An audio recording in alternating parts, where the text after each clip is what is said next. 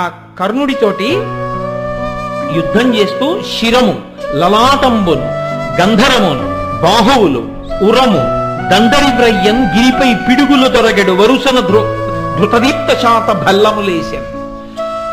నిలబడినటువంటి ఆ కర్ణుడి మీదకి, తల మీదకి, నుదురు మీదకి, కంఠం మీదకి, గుండెల మీదకి, భుజాల మీదకి, పొట్ట మీదకి ఒక్కసారి ఆ బల్యాలన్నింటినీ కూడా రథంలోంచి తీసి కను తెరిచి కను మూసే లోపల బల్యముల యొక్క పరంపరని విసిరేసేటప్పటికి అవన్నీ శరీరంలో గుచ్చుకోవడంలో తిరిగి యుద్ధం చెయ్యలేక అర్జునుడితోటి అరిమురి సంగములెల్లను నురముగా ఇట్లెడరు అర్జునుని అమ్ములకున్ వెరతరిచి సూతపుత్రుడు పరచ పుడమి యద్రువ మత్స్యపతి సుతుడు ఆర్వన్.